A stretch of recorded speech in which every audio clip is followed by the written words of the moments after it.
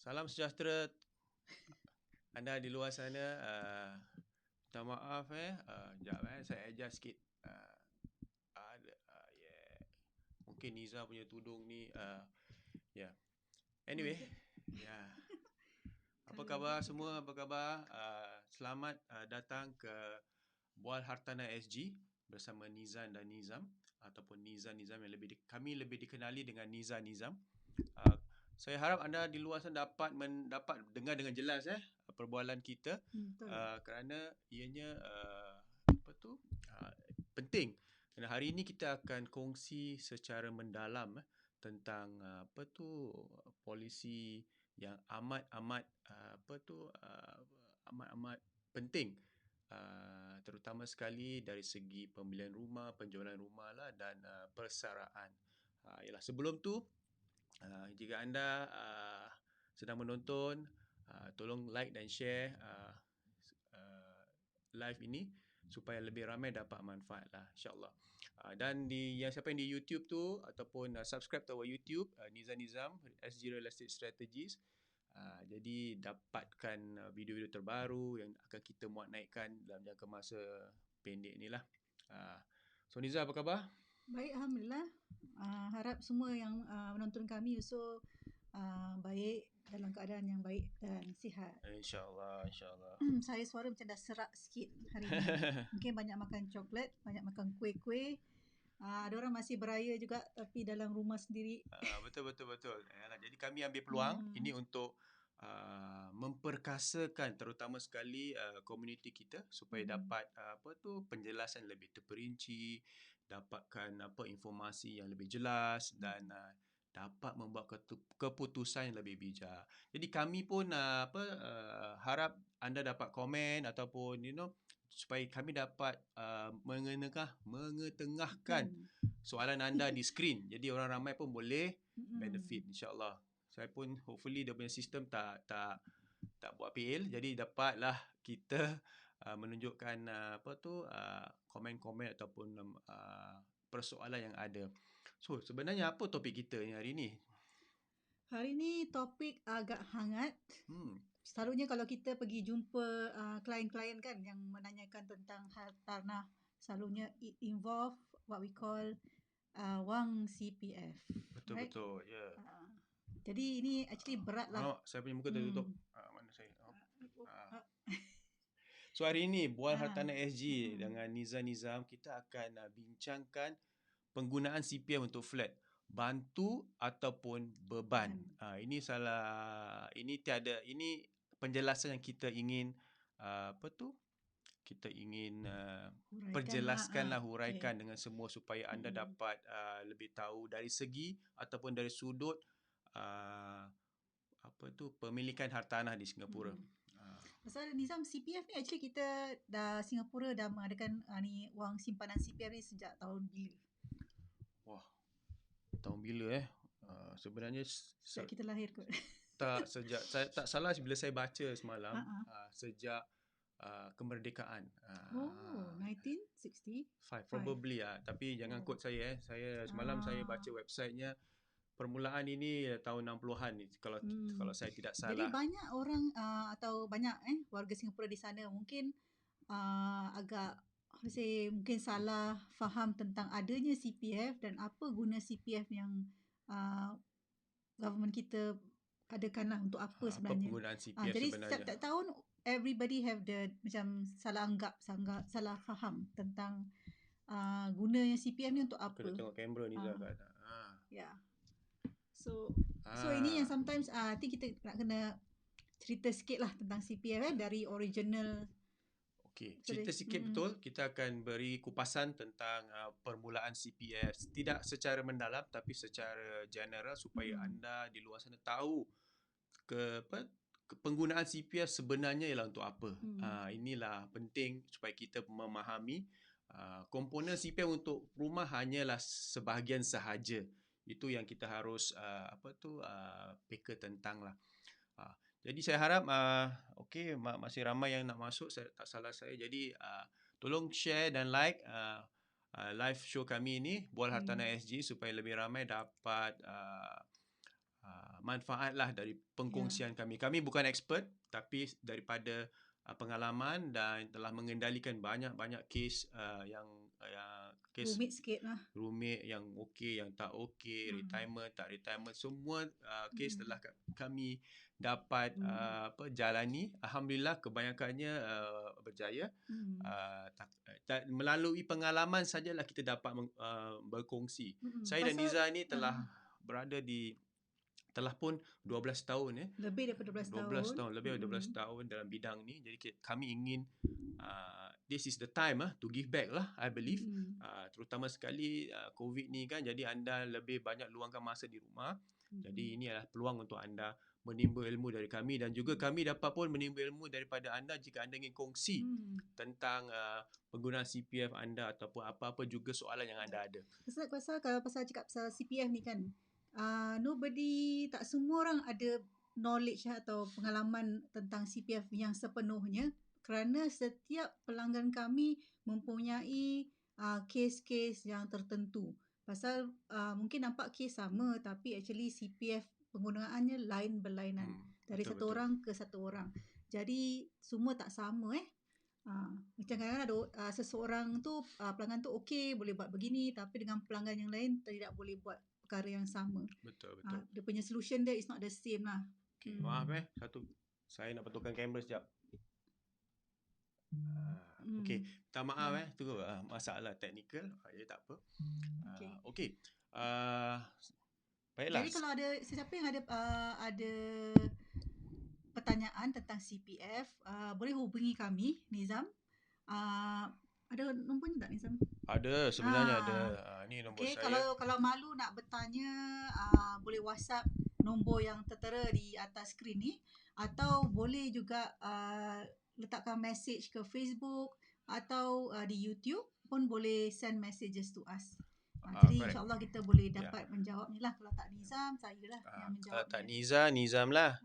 Jadi ini nombor hotline kami 96704504, ataupun jika anda di Instagram ataupun di Facebook ingin connect dengan kami, itu handle kami @nizam_sg Real Estate Duo. Jadi Nizam, cakap pasal CPF ni, dulu saya ingat lah time saya tak kecil sangat lah, tapi saya dengar pasal CPF ni time saya masuk poli lah that time.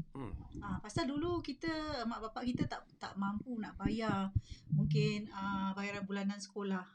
Dulu kan dekat poli tu kita first time lah, that's what I remember, first time kalau untuk bayar yuran poli kita boleh menggunakan duit CPF mak bapak kita lah untuk bayar. Yalah, itu that's the first time. Correct lah. Tapi sekarang tentang pasal CPF ni, actually kita harus pupuk the real meaning of CPF kepada even kepada anak-anak kita yang muda-muda ni. Pasal mereka dah start bekerja part-time juga kan. Betul. I mean itu kerana itulah kita ingin berkongsi tentang penggunaan CPF secara amnya, dan selepas tu kami akan mendalami sedikit sebanyaklah tentang penggunaan CPF untuk perumahan, grant and all that. Okey. Sebelum tu baik kita mulakan. Pasal duit CPF ni boleh gunakan untuk perumahan, dan harus even anak-anak muda kita harus faham tentang CPF. Tak semestinya sekarang kita banyak kes-kes rumit yang tentang warga-warga yang nak yang menjangkau 55, tapi actually dari kita akan kupaskan lah insya-Allah. Okey, baiklah. Kita tak nak buang masa lagi supaya kita dapat memberi penjelasan lebih jelas. Baiklah. Topik pada hari ini CPF untuk flood, bantu ataupun beban. Ini adalah satu saya rasa topik yang sensitif juga, pasal penggunaan duit CPF ni ada berkaitan dengan perumahan, pekerjaan dan juga persaraan. Baiklah. Tapi yang ingin kami kupaskan daripada mula ialah apa itu CPF? Mengapa pemerintah mengadakan tabung simpanan ini? Mari kita lihat. Okay. Sebenarnya, kalau anda dapat tahu, objektif CPF ialah, kalau saya boleh highlight the keyword, secure retirement. Maksudnya, untuk menjamin persaraan yang lebih selesa untuk rakyat Singapura, supaya mereka dapat lifelong income, healthcare and financing. That means dapat wang, And also home financing. Jika anda dapat lihat, home financing ni macam last gitu kan. Tapi ia salah satu komponen penggunaan CPF lah. So important, yang paling penting dari sudut pemerintah, di mana CPF ialah retirement, persaraan lah. Itu yang paling basically penting. untuk sustainability lah. Jadi kalau warga tua yang tidak bekerja boleh mendapatkan wang income wang tambahan semasa waktu persaraan mereka. Persaraan mereka tak ada income lagi, so CPF ni akan memberi mereka setiap bulanan wang. Of course, dulu polisi CPF ni banyak telah berubah selama 20-30 tahun ini kerana ia mengikut edaran zaman.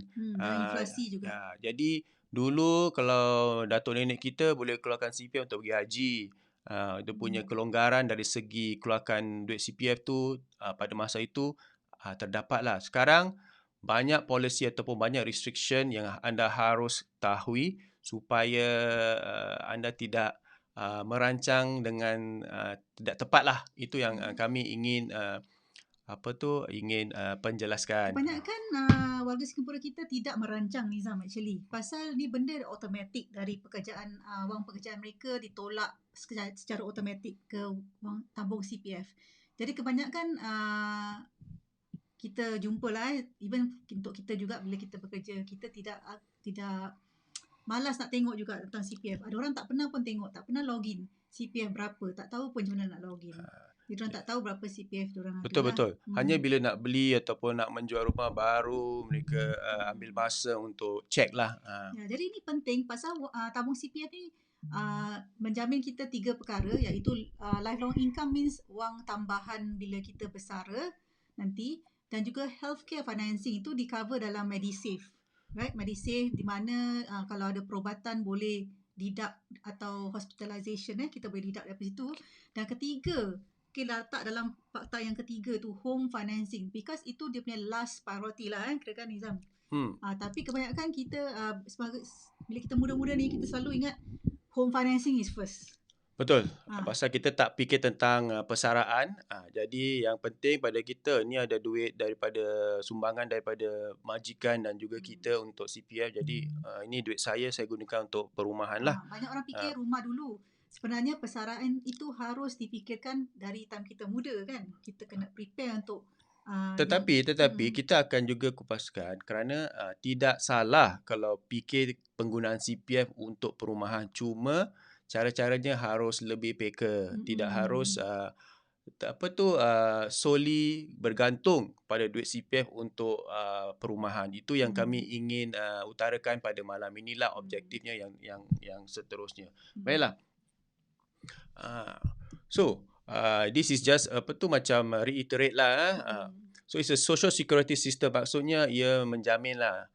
Terutama sekali ia memberi jaminan, bukan dia menjamin memberi jaminan jika kita gunakan secara teratur, secara proses yang dikehendaki, ia dapat menjamin persaraan. Itu yang penting.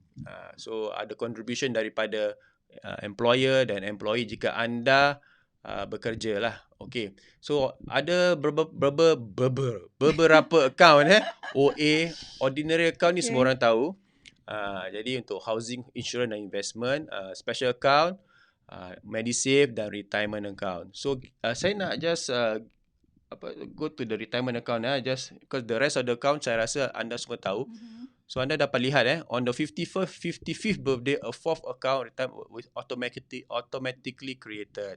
So important nak tahu bila anda menjangkau 55 tahun, RA account ni akan dibuka secara automatik. Jadi jika kita tak nak go into retirement sum ni semualah terlalu mendalam lah, saya rasa. Pasal bertukar juga, Nizam. Anyway, lebih mungkin CPF officer lebih baik, lebih peka, lebih arif tentangnya. Tetapi kita ingin bincang tentang proses dan konsepnya sahaja pada malam ini. Baiklah. Okay.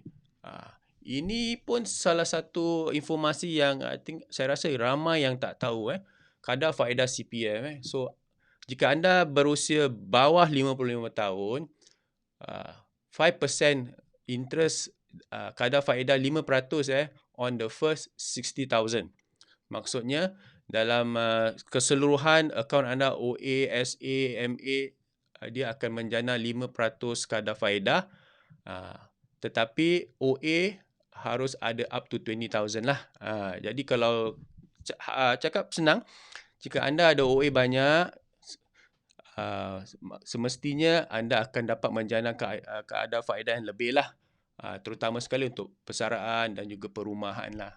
Jadi jika anda lebih 55 tahun, dia punya kadar tu lebih tinggi lah. Jika anda merancang dengan baik, 6% combine on the first 30,000 of your CPF balance up to 20,000 from OA. Maksudnya OA tu harus ada 20,000 atau lebih untuk menjana kadar faedah 6% lah.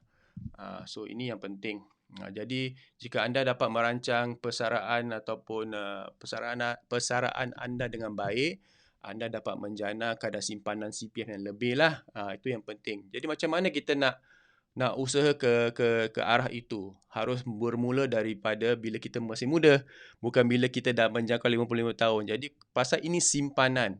Simpanan CPF ni bukan overnight. Ia harus berpuluh-puluh tahun jika kita daripada kita mula bekerja. Macam Niza cakap tadi, daripada usia remaja jika kita telah mula bekerja, ada sumbangan CPF, itulah permulaannya. Kita harus peka tentang maka bagaimana kita ingin membuat menyumbang simpanan atau menggunakan simpanan CPF tu dengan baik walaupun masih muda. Kerana kalau kita ada wang pekerjaan kan, kalau kita simpan tu duit kat dalam bank pun susah nak dapat interest macam ini kan, Nizam. Jadi ini actually macam satu good savings plan lah. Betul. Kita tak nampak, tapi bila kita sikit-sikit jadi bukit. Betul. Kan ini is very good lah to correct. actually even voluntary contribution to your CPF itu pun penting bagi semua orang yang actually now doing part time, yang tidak kerjanya tidak memberi CPF kan, tidak kerja tetap. Harus juga peka dalam ini. Jadi boleh letak sedikit wang ke dalam CPF voluntary, jadi ia akan menjana kaedah yang baik lah selama beberapa tahun. Yang penting perancangan, walaupun anda of course ada unsur ada kaedah dari segi insurans juga anda boleh gunakan untuk menjanah lebih simpanan di CPF. Jadi ini kita tidak bincangkan pada hari ini. Kita tak peka tentang insurans, tetapi apa yang kita ingin perjelaskan seterusnya ialah tentang yang banyak orang tahu, especially yang first time buyer tu, untuk beli perumahan HDB, ialah grant CPF. Okey. Ini mungkin sebelum kita pergi kat slide tu, apa itu housing grant? Okey. Housing grant ni ialah cara pemerintah memberi kickstart ataupun memberi skim bantuan untuk para pembeli hartanah HDB, be it BTO ataupun resale. Tetapi pada masa kini, jika anda beli resale, banyak faedah dari segi grant yang pemerintah ingin berikan lah, terutama sekali jika tangga gaji anda tak setinggi. Jadi kita akan beri anda sikit gambaran. Grant ni bukan diberikan oleh HDB. Kebanyakan kita jumpa klien-klien, HDB grant, tapi grant ni sebenarnya dari CPF, bukan daripada HDB. Apa yang saya maksudkannya ialah dari CPF ialah CPF akan menokok grant tu ke dalam akaun ordinary anda sebelum HDB potong untuk pembelian rumah anda. Jadi as long as the money go into your CPF, ada interest yang harus dikembalikan jika anda gunakan sumbangan grant itu untuk pembelian rumah ataupun pembayaran bulanan lah. Cuma HDB adalah the body to that qualify whether berapa grant yang sepatut anda terima. Betul. Tapi actually yang letakkan wang grant tu ya CPF. CPF Ke grant. That's dalam how they call it. CPF anda. CPF housing grant. Jadi important. Baiklah, apakah grant yang anda boleh tahu-tahu hilang? Apa macam magic pula? Maaf banyak teknikal masalah hari ni. Magic tak pedang puaka. Ish, jangan. Okey. Jangan marah. Kita ni santai-santai. Okey, baiklah. Pasal topik CPF ni memang berat lah. Tapi kita ingin perjelaskan dengan secara general. Baiklah. Okey. Geran perumahan CPF. Okey. Ini adalah apa yang kita perbualkan pada malam ini hanyalah tentang pembelian rumah resale. Excuse me. Pembelian rumah resale. Of course ada tangga gaji. Nanti kita akan bincangkan tentang tangga gaji di mana this component enhanced housing grant up to 80,000. Okay, this one we will discuss later. Kita akan bincang later. Tapi jika anda pembeli rumah resale HDB pertama kali dan membeli flat 4 bilik atau ke bawah, grant keluarga yang anda dapat, anda layak ialah RM50,000. Okay. Jika anda beli rumah lebih besar, 5 bilik ataupun besar, anda hanya dapat RM40,000 dari segi family grant. So that one you must understand this part. Jadi jika anda beli rumah yang besar, grantnya lebih kurang lah. SC-SPR tu maksudnya jika anda suami isteri, let's say suami Singapore citizen, isteri Singapore PR, grantnya pun berkurangan mengikut berapa bilik yang anda belilah. So anda dapat gambaran dari segi berapa yang anda dapat. Kurang RM10,000 lah kalau ada SPR as your spouse. Yes. Enhanced housing grant ini bergantung pada tangga gaji. Ni nanti kita akan bincang. Yang nombor 3 ni, proximity housing grant, ialah jika anda, RM30,000 jika anda membawa ibu bapa anda tinggal bersama dan mereka adalah essential occupier of your flat. That one very important. Mereka tidak boleh ada rumah, flat ataupun private. Jadi jika mereka tidak ada rumah di Singapura, be it HDB ataupun private, anda membawa mereka tinggal bersama dan register mereka sebagai essential occupier of your flat, anda dapat up to 30,000 proximity housing grant. Ni yang kita panggil PHG lah. PHG dan enhanced CPF housing grant is EHG. Selalunya kita panggil macam ni, tak panggil panjang-panjang lah. Itu pasal banyak dia punya akronim. Tuliskan ni EHG kat situ. Banyak dia punya akronim. Okey. Okey, tulisan cantik sekali. Okey, baiklah. So, RM30,000 jika anda membawa ibu bapa tinggal bersama. Tetapi jika ibu bapa tinggal berdekatan, anda hanya mendapat up to 20,000 grant. Berdekatan macam mana tu, Nizam? Berdekatan, rumah yang anda beli itu harus within 4 km of your parents' house. Radius. Bukan 4 km. Radius tu macam mana orang Melayu cakap? Entahlah. Radius tak apalah, jangan marah, saya pun tak teringat macam mana. Radius jadi bulatan. Semestinya kalau kita tinggal di Tampines, mak pun mesti tinggal Tampines. Kalau termasuk Simei, Pasir Ris, jika within 4 km anda masih dapat proximity housing grant ataupun apa yang kita panggil PHG. Okay, right. So next, okay, singles grant. This one is something that pada masa ini banyak mereka yang masih single telah pun mengorak langkah supaya untuk menjadi independent dan mereka membeli rumah HDB. Jadi singles grant, jika anda tak pernah beli rumah dan anda single dan anda lebih 35 tahun, grant yang anda boleh dapati ialah up to 80,000, RM80,000. Okey, singles grant. Okey, jika anda beli rumah 4 bilik atau ke bawah, anda akan dapat RM25,000. Separuh daripada the full grant. Correct, separuh daripada RM50,000, jadi RM25,000. Dan tangga gaji harus RM7,000 ke bawah lah. Betul, dapat tak? Income ceiling RM5,000 saja. Yes, income ceiling RM7,000. Enhanced housing grant up to RM40,000. Income ceiling RM4,500. Income ceiling ni tangga gaji yang teratas lah. Jika gaji anda bawah RM4,500, ada dia punya table yang akan kita tunjukkan sebentar lagi. Tapi jika gaji anda kurang daripada 4,500, anda dapat kemungkinan anda dapat Enhanced Housing Grant EHG sebanyak up to 40,000 dan of course jika anda membawa mak ataupun bapa ataupun mak bapak tinggal bersama anda, grant yang anda dapat PHG ialah up to 15,000. Okay. So jika anda dapat lihat kebanyakan dia punya perkiraan ialah half from a family grant lah untuk singles. Okay. Tetapi dulu singles tak dapat proximity housing grant. Sekarang Betul. mereka dapat juga ni additional up to 15k. Jadi grant-grant ini sebenarnya membantu anda untuk pertama kali ialah kemungkinan untuk mereka yang keluarga lebih besar dapat membeli rumah yang lebih besar.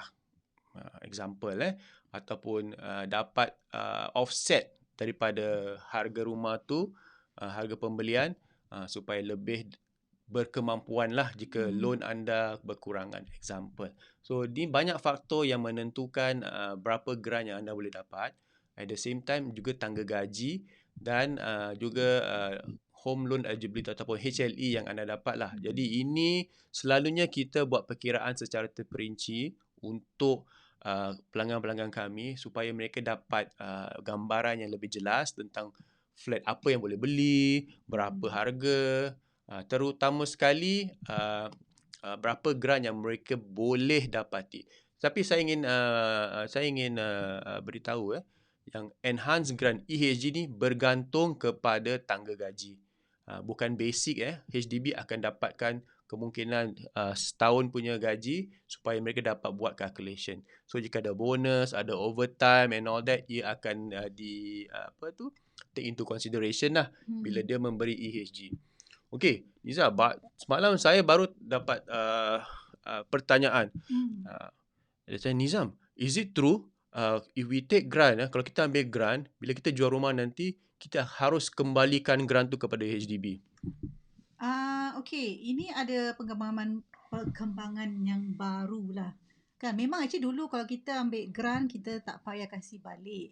Tapi sekarang actually apa yang telah dipakai CPF harus kembalikan balik ke CPF dengan interest. Itu kita tahulah. Tak kira ambil grant tak ambil grant.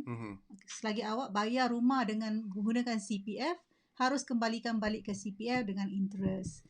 Okay, tapi agaknya mungkin yang sekarang mereka ceritakan ni ialah tentang wang CPF yang kalau kita pakai grant, enhanced housing grant dan proximity housing grant. Sekarang pemerintah telah mengatakan jikalau anda pakai housing grant yang seperti EHG dan proximity housing grant, okay, bila jual rumah itu, either you jual the new flat atau jualan semula, okay, harus kembalikan, okay, the first 60,000 yang anda telah pakai harus letak ke OA, ke ordinary account. Dan yang bahagian yang bakinya harus dibahagikan kepada special account dan Medisave.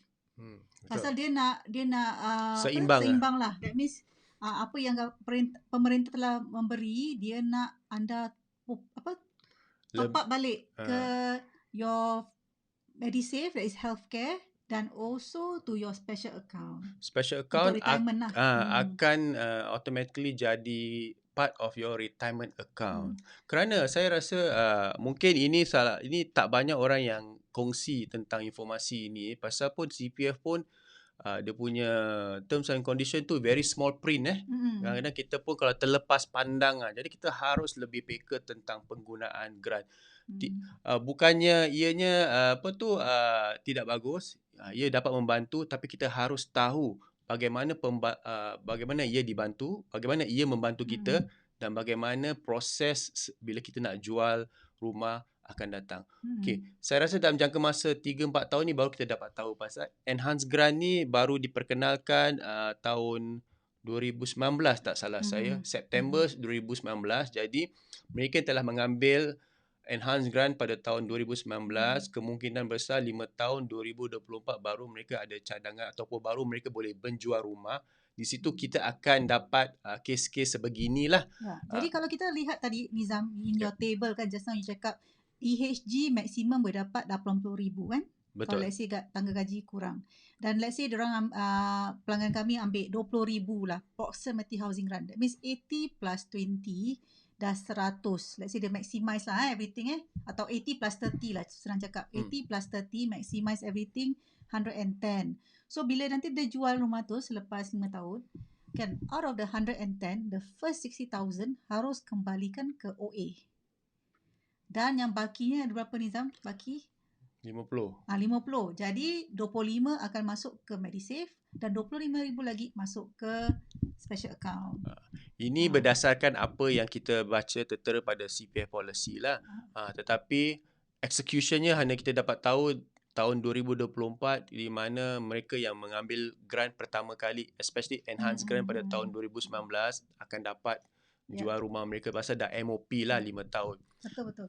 Tapi saya baca kan Nizam kat sini, dia punya fine line dia very thin lah Dia kata kena yang proximity housing grant yang kena kembalikan balik tu, itu yang diberi after 24 August 2015. Tapi pasal proximity housing grant that time cuma 20,000 lah, 20,000 saja. So tak banyak. Ini terus akan masuk ke OA which kita boleh pakai balik lah untuk rumah yang seterusnya. So itu tidak memberat sangat. Ini perancangan teman-teman di luar sana, kerana jika anda ambil enhanced grant dan proximity grant untuk pembelian rumah anda dalam jangka masa 5 tahun, jika anda ingin jual, anda harus tahu yang tak semua grant yang anda gunakan akan kembali pada OA. Kenapa OA hanyalah akaun OA kita boleh gunakan untuk perumahan? Nak kena faham Jadi kalau tak semua yang kita dapat masuk OA kerana dibagikan pada Medisave dan SA, kita harus tahu yang kembali pada OA itu ada kekurangan dari segi pukal lah. So pakai balik untuk pembelian yang seterusnya. Betul. Jadi kalau orang yang ambil proximity housing grant saja, saya rasa tidak memberatkan lah. Pasal cuma 20,000, 30,000, dia akan masuk balik ke OA, no problem. Correct. Tapi yang selalunya yang banyak budak-budak muda kita, dia menggunakan sepenuhnya 80,000 EHG kerana tangga gaji mereka ada sikit rendah. Jadi itu harus divide lah. That means 60,000 harus ke OA dan bakinya kena pergi ke SA dan Medisave. Kerana apa? Dari segi grant ni, anda sebenarnya, for example, kalau tak ada grant anda hanya boleh beli rumah 3 bilik ataupun 4 bilik saja. Tapi dengan grant EHG dan proximity ni, anda boleh beli rumah yang lebih besar. 5 bilik and all that. Tapi anda harus buat perancangan lah tentang bila anda nak jual dalam masa hadapan. Kerana kebanyakan orang cakap, Nizam, ini rumah first and last. Saya rasa itu memang taklah. Tapi banyak. Kalau kita lihatkan ni semua kan, ikut tangga gaji, selalunya ni yang pelanggan-pelanggan kami yang muda sekali. Betul. Mereka menggunakan grant yang sepenuhnya. And also ni first timer. Pertama kali mereka, beli. Selalu tangga gaji mereka dalam 3,000, that kind of thing. They would use like the full amount of grant given by pemerintah. Tapi yang lain jarang-jarang lah. Correct. Kalau anda second timer, disclaimer second timer anda tidak layak EHG dan family grant lagi jika anda telah pun dapatkan family grant semasa pembelian pertama. PHG masih boleh dapat. Berdekatan dengan mak bapak masih boleh, dapat proximity housing ataupun grant. membawa mak bapak tinggal bersama, anda masih layak. Jadi PHG masih layak untuk second timer, third timer, fourth timer and all that. Cakap pasal PHG ni Nizam, actually proximity housing grant ni bila dia ketengahkan oleh pemerintah, ini agak baik untuk pelanggan kami time waktu HDB harga paling rendah lah jatuh that time, because a lot of negative sale dan masih berhutang. Tapi bila mereka menjual rumah dan membeli satu rumah tu, kita dapat restructure. Dengan proximity housing grant ni, mereka dapat membayar rumah yang seterusnya sepenuhnya. Betul. Tanpa hutang. Itu yang Alhamdulillah kita dapat banyak menolong pelanggan-pelanggan kami. Betul. Ia berbalik pada perancangan lah. Important anda harus engage agent yang bertauliah, yang ada knowledge, yang tidak saja secara tidak knowledge important kerana knowledge ni tak semua orang dapat kupaskan yang knowledge important. tentang undang-undang actually ni Nizam. Pasal kalau kira-kira tu banyak orang boleh berkira-kira. Kira-kira Tapi bila sekarang ada kalkulator banyak. Kira-kira macam senang orang tengok yang ini 400 ni 300 senang orang cakap kira-kira. Tapi bila part undang-undang dan penggunaan policy policy dan penggunaan wang yang kita tidak miliki, itu yang selalu kebanyakan pelanggan kami tak begitu peka dan harus engage professional seperti kami, konsultan. Kerana apa? Anda hanya tahu anda telah gunakannya sebagai sebaik-baiknya bila anda nak jual rumah. Ataupun bila persaraan. Bila anda mencapai usia 55 tahun, RA dah automatically dibuka and all that. Jadi polisinya telah pun melangkah kepada retirement. Jadi banyak polisi yang lebih ketat. Ini yang anda harus itu dah tahu. masuk kritikal lah. Dan yang critical case, especially kalau dah masuk 55, kerana pemerintah amat ambil berat tentang prihatin tentang tabung CPF ni.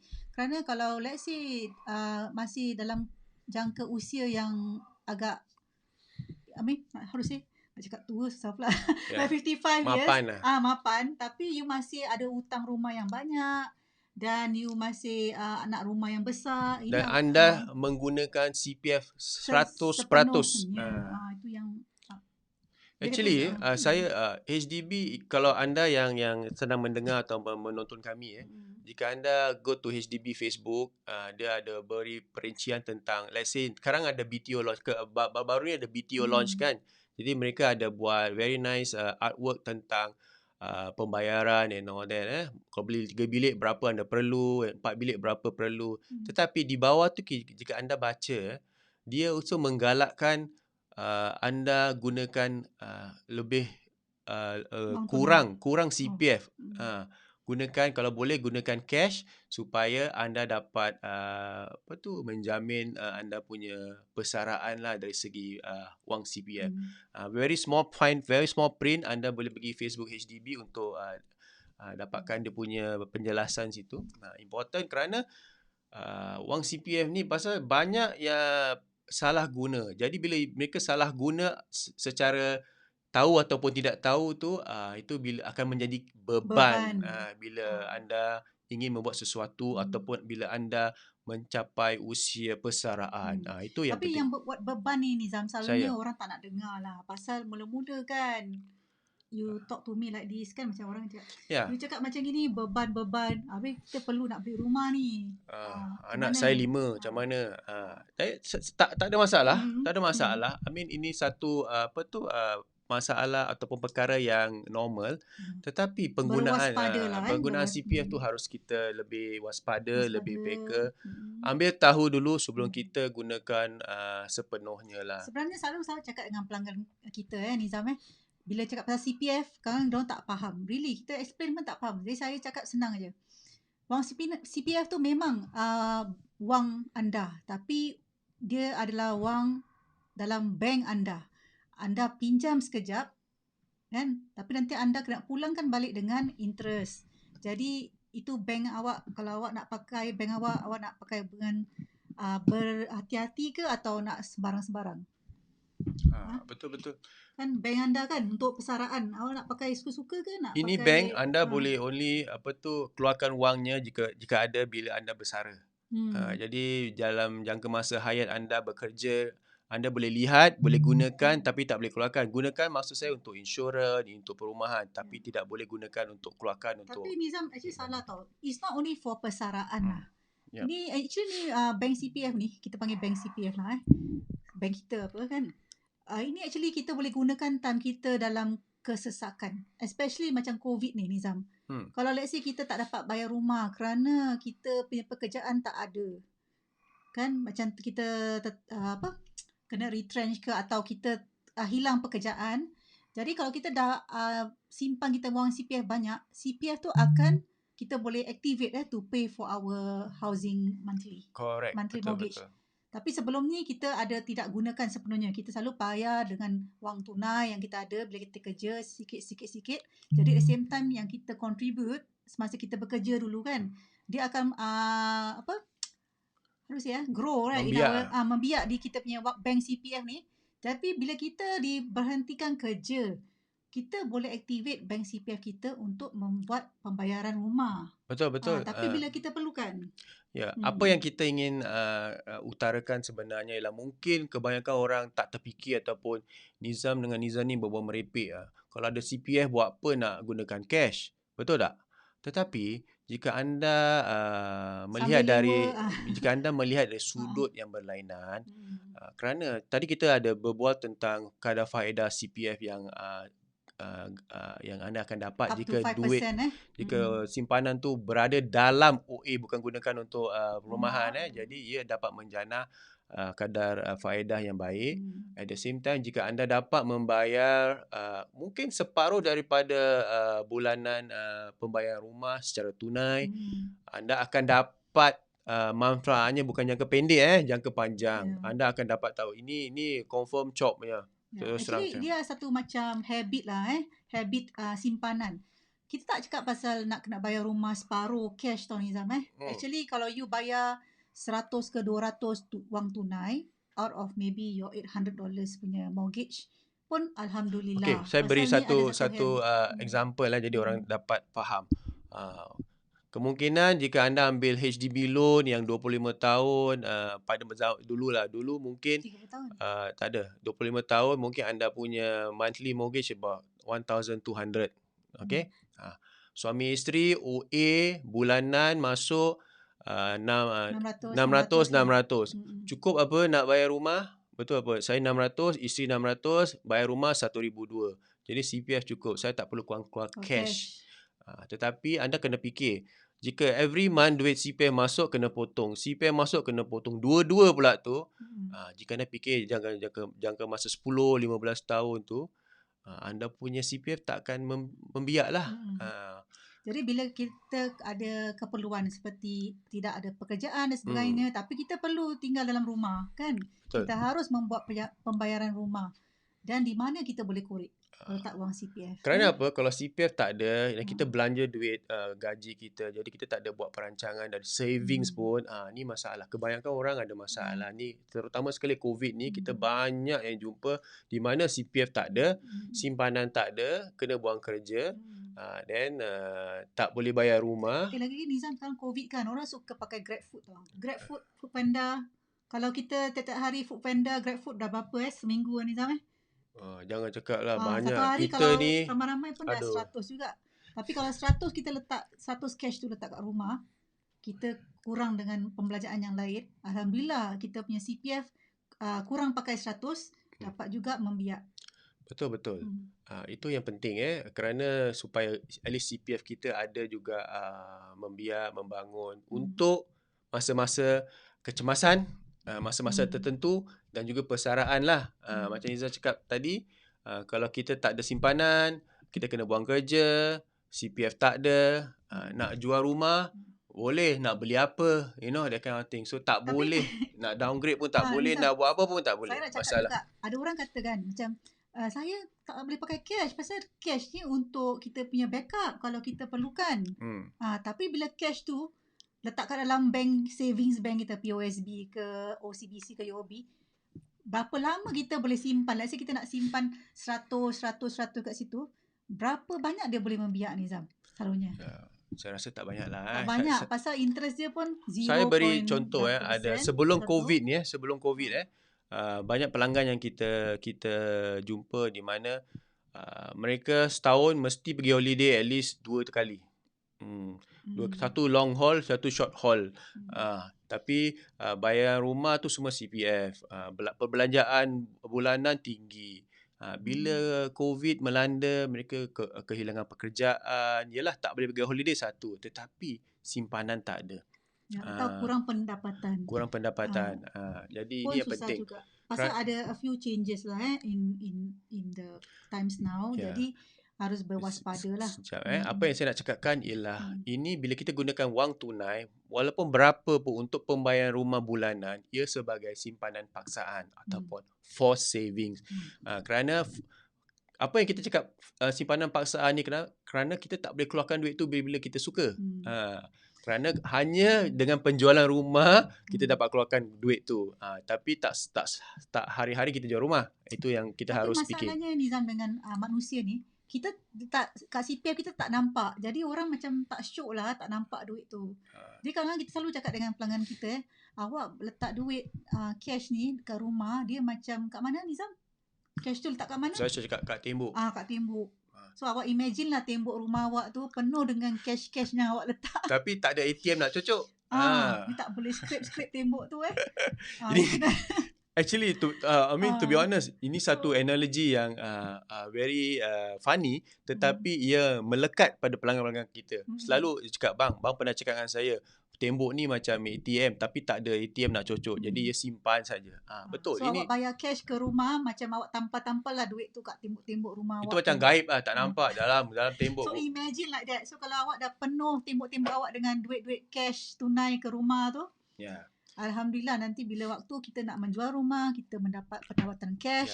At the same time, kita punya CPF pun yang kita tak pakai tu di dalam bank simpanan CPF kita membiak juga dengan banyak. Dan itu Alhamdulillah banyak pelanggan kami bila mendengar nasihat-nasihat kami yang berkesan, mereka nampak perubahannya. Pasal kita dah dalam bisnes ni for more than 12 years Nizam. Betul. Jadi kita dah nampak pelanggan kami yang kita nasihatkan dari mula lagi 10 tahun yang lalu. Nampak perkembangannya sekarang. Betul. Kerana apa? Yang penting anda sekarang anda telah pun mendengar kami dalam ni almost 1 hour. Jadi anda tahu apa jawapannya lah. Jika saya ingin flash this thing, guna CPF untuk flat ni bantu ataupun beban. Jadi anda dapat merumuskan secara terperinci, secara sendiri whether ia akan menjadi beban ataupun ia dapat membantu anda bila anda dalam masa kecemasan ataupun bila anda ingin upgrade ataupun downgrade ataupun bila tiba masa untuk bersara. Kerana rumah ni harus dapat membantu kita, menyelamatkan kita lah kalau saya boleh katakan bila perlu, yang penting. Jadi dengan penggunaan CPF yang lebih peka, dengan lebih teratur dan teliti, insyaAllah kita punya perjalanan dari segi home ownership tu terjamin lah. Kita harus also berwaspada pasal CPF ni polisinya bertukar-tukar. Mengikut peredaran masa dan ada perubahan ekonomi dan inflasi. Jadi also keperluan dalam negeri pun, macam for example medical cost dan sebagainya kan akan meninggi. Jadi kalau kita ada sikap sambil lewa, tak ambil kisah. Dan also ada sikap macam apa? Menabung lah, sikap menabung. So kalau kita ada cash terus lagi, kita mampu dan masih kerana apa ini betul-betul apa Niza cakap betul. For savings Jika anda voluntarily bulanan nak save, tak semua orang boleh buat masuk dalam bank 1,000, 2,000 untuk simpanan, tak semua orang boleh buat. Terus terang tapuk dada tanya selera. Jadi ini yang penting. Jadi sebagai cara untuk menabung ataupun for saving ialah melalui pembayaran secara tunai untuk monthly mortgage, supaya anda dapat meraih keuntungan ataupun keselesaan bila anda menjual rumah di masa hadapan ataupun bila tiba masa persaraan. Ini yang kami ingin bincangkan pada malam ini. Kami harap ia telah memberi sedikit sebanyak gambaran tentang penggunaan CPF yang lebih efektif, supaya ia tidak menjadi beban. Ia dapat membantu. Kita tidak sarankan jangan gunakan CPF tak. Ini adalah satu wadah untuk kita gunakan untuk kickstart our home ataupun beli rumah yang lebih selesa and all that. Tapi penggunaan CPF tu tidak seharusnya secara 100%. Ya, cara-caranya. Actually penggunaan CPF ni ada strategi. Right? Important jika anda di luar sana, jika anda yang saya ingin utarakan soalan ni ataupun pencerahan ni kepada mereka yang mungkin ingin membeli rumah yang pertama kali buat pertama kali BTO ataupun resale, especially resale. Kerana apa? Jika anda ada perancangan, what's next? Selepas rumah resale ni apa yang ingin anda beli?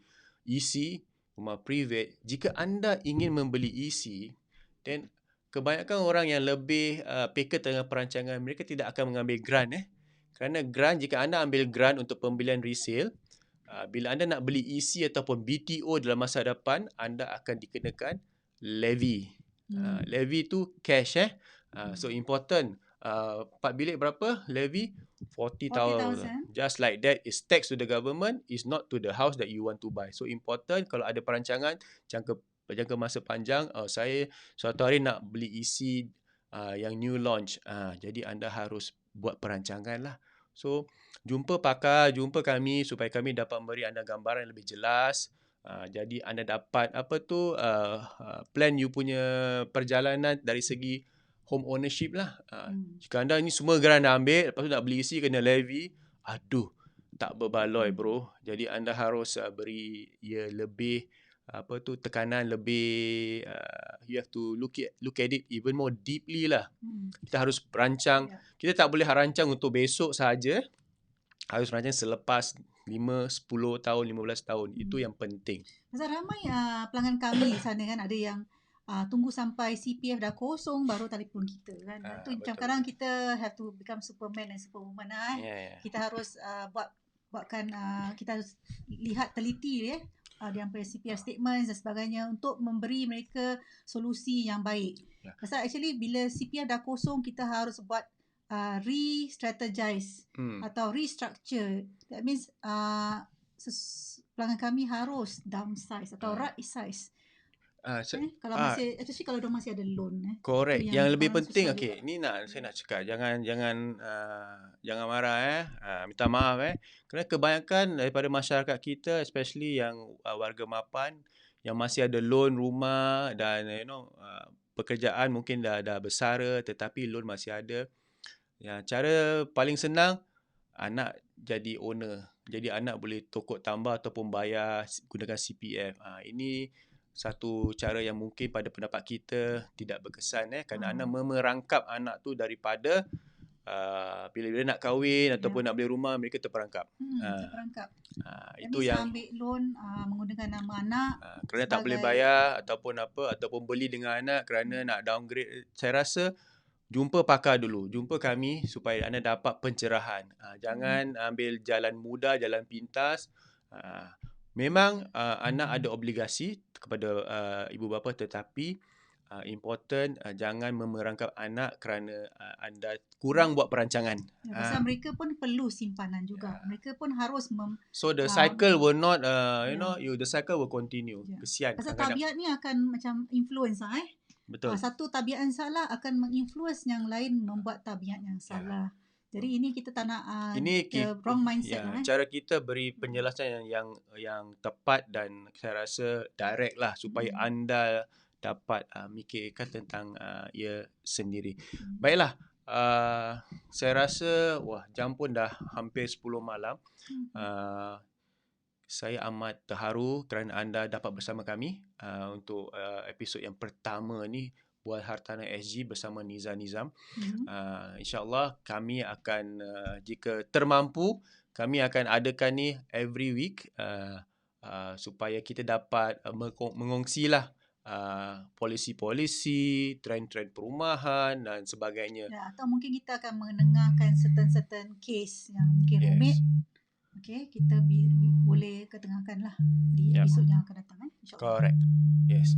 So, dengan ini, terima kasih kerana mendengar atau menonton. Jumpa kami insyaAllah kalau diberi kelapangan Isnin hadapan. Saya Nizam Adli. Dan saya Niza Ali. Jumpa anda. Bye.